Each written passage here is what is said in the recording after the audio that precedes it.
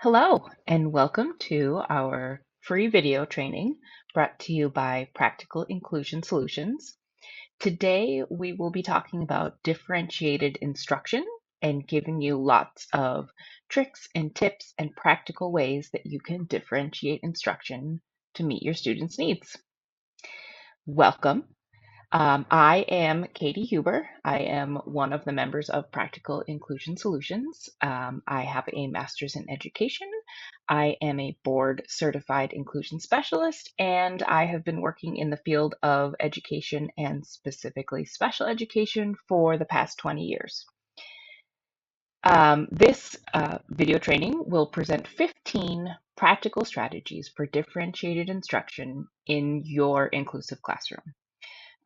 Many educators know the importance of differentiating their teaching, but aren't quite sure how to start or are facing barriers and obstacles and need some help. So that's why we are here. So first we start with what exactly is differentiated instruction? Well, differentiated instruction is changing or modifying the content, the process, or the products of your students' learning. So the content would be what the students are accessing to learn. The process would be how they are doing it, and the products are be what they're producing at the end. Modifying any one of these helps students access their learning better, and this is what we're going to be talking about today. Today, I will bring you 5 different challenges that teachers face in differentiating instruction and 3 practical solutions for each challenge. So if there's a challenge out there that you might think, hey, I can't do this is stopping me, this is a barrier, we're going to address it today and give you ways that you can design your instruction to overcome these challenges. So the first challenge that many teachers face is balancing diverse needs. So how do you address a wide range of abilities, learning styles, needs within the same lesson? It sounds overwhelming, right? But finding a balance that effectively supports your students with varying levels of understanding and special requirements can be difficult. It requires a lot of careful planning and resources that are additional, and it guarantees that each student receives the appropriate support. But don't forget that you have resources within your building as well. Consulting with service providers such as speech language pathologists or occupational therapists might give you different ideas to how to differentiate your lessons that you might not have thought of at the beginning. But here are 3 strategies that you can use. So when we're trying to tackle the challenge of balancing diverse needs, you can use flexible grouping, you can use tiered assignments, and you can use choice boards. Now you might say, how do I do that? Here are some real life examples that you can use for these strategies. For flexible grouping, you could do a small group instruction for reading. You could have different groups. You could have a small group meet with you, and everybody else could be independently reading. If you're doing a project, you could make interest-based groups for your projects. For tiered assignments, for example, for a math lesson, you could create assignments that have basic, intermediate, and advanced problems to match your students' proficiency levels. One size does not fit all with these students. And for choice boards, you can provide a choice board with options like creating a poster, writing an essay, giving a presentation, or filming and editing a video on a science project. The end result of what the students are learning is the same, but how they choose to learn it is different. Our next challenge that teachers often need to overcome is time constraints. We never have enough time in the day, right? Differentiation requires significant time for planning, for creating materials, for assessing students' progress. Teachers often struggle to find enough time within their busy schedule to implement these strategies effectively. We have all been there. Between paperwork, professional development, staff meetings, consultations, when do you fit it all in?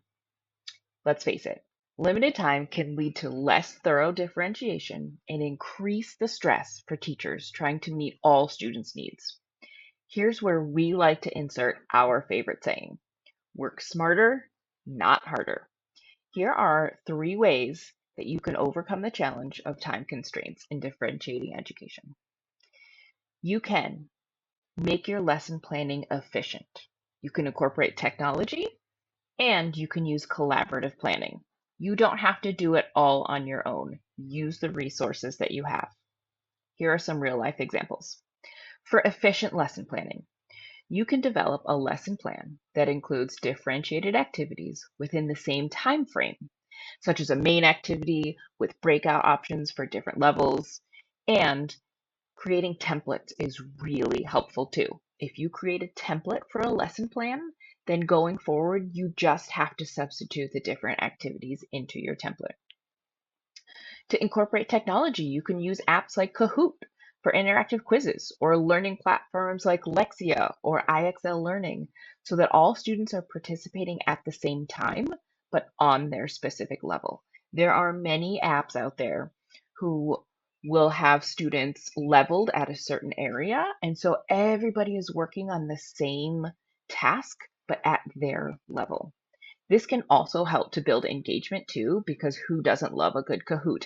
And platforms like Kahoot, Bamboozle have huge libraries that you can choose from, so you're not always making your own quizzes and things like that and on your own time. For collaborative planning, use those PLCs, those collaborative learning times where you're with your teachers. Team up to create differentiated materials and strategies that can be used across different classrooms. I might be in charge of differentiating an ELA unit. My counterpart might be doing a math unit, and then we'll share and each teach each other. That's less work and more benefit. Another challenge that teachers often face are limited resources. Resources, materials, technology, support staff, all of those are imperative in running an effective inclusion classroom, but they're not always found in the budget. Lack of resources can hinder our ability to offer varied learning experiences and accommodations. Do you have this problem? Here are some solutions. You can use existing resources creatively. You can use community and parent support, and you can implement peer tutoring. I can tell you that parents and communities are always willing to help if you reach out to them. So, for example, using existing resources creatively.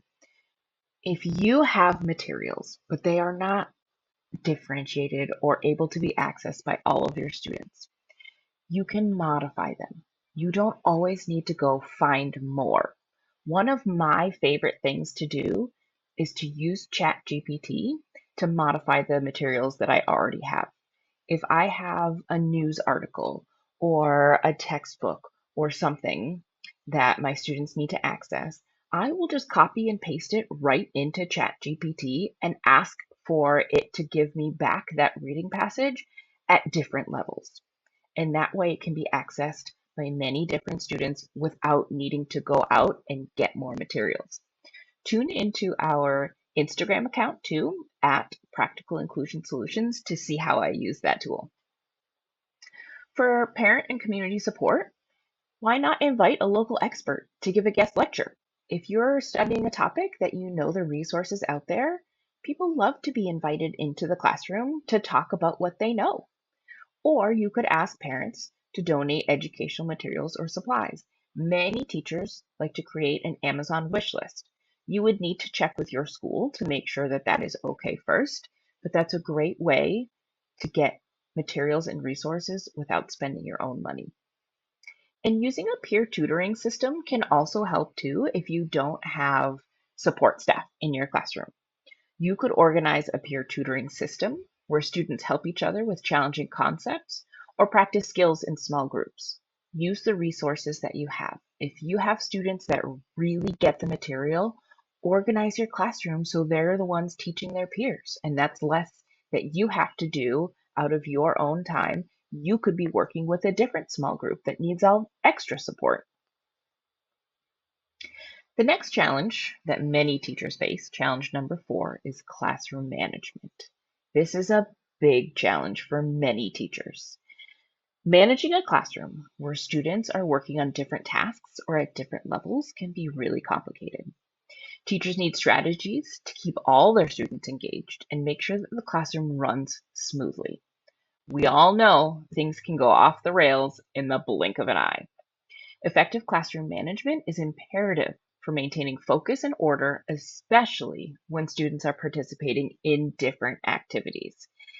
It's one thing if you are lecturing at the front of your class and everybody is sitting listening, but when you break your class up into smaller groups, you really need effective management strategies so that your class stays focused and your students are engaged. So here are 3 tips and practical strategies for classroom management.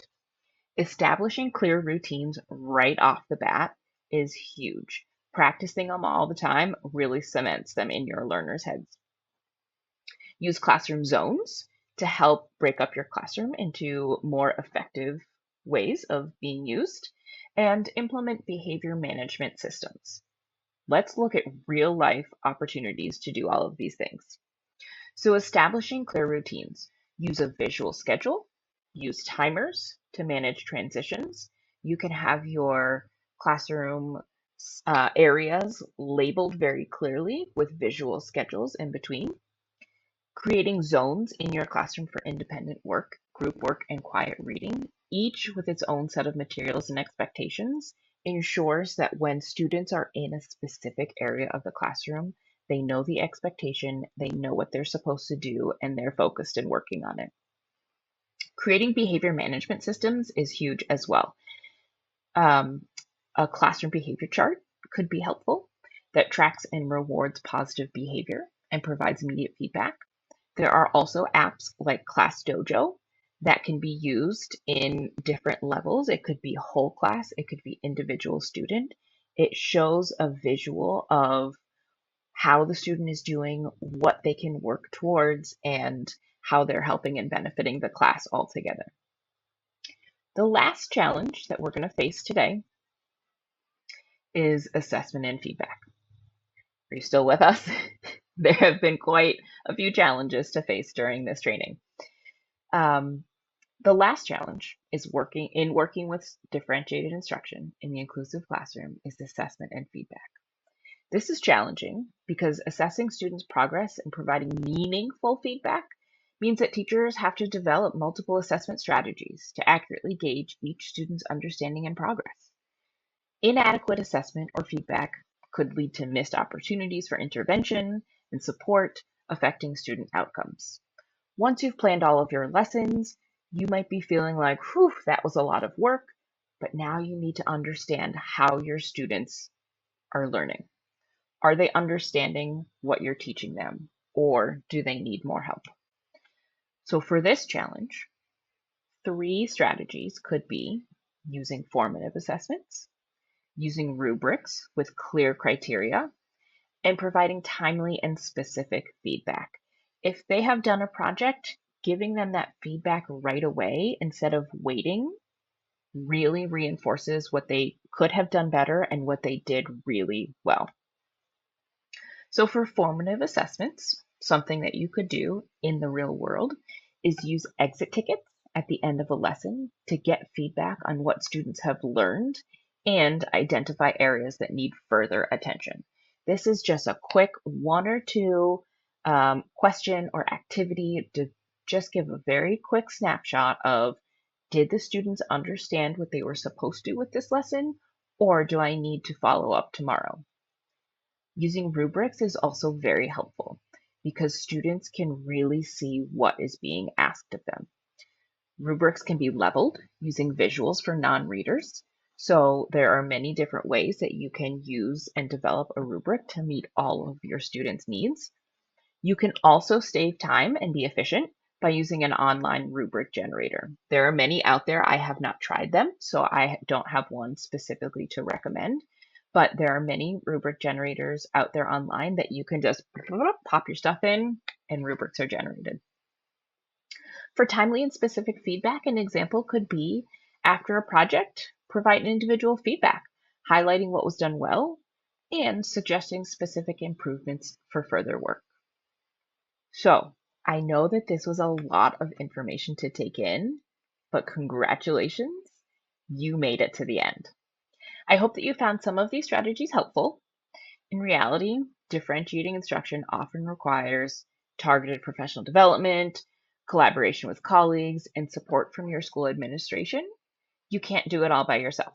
You need to have a collaborative environment where everybody is willing to help everybody, and everyone works together to create a manageable and effective differentiation strategy. We're rooting for you. Let me know if you found this helpful and follow up with us.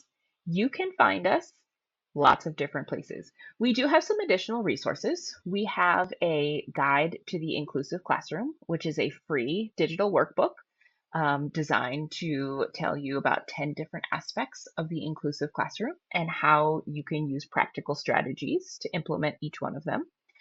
Along with this video training, we have a blog post on our website, practicalinclusionsolutions.com. The blog post is 15 practical strategies for differentiation in the inclusive classroom. And you can find us on Instagram and TikTok and Pinterest. Our handles are right here. Welcome to our community. Come and check out what we have. You can also find us at our website, as I mentioned, and we have an email address, hello@practicalinclusionsolutions.com. We would love to hear from you. Tell us what you found helpful. Tell us how you're implementing these strategies in your classroom, or tell us what you would like to learn more about. We want to be helpful to you. So if there's something that we can do to help you, give us a shout and we'll make it happen. Thank you very much, and I hope you have a great day.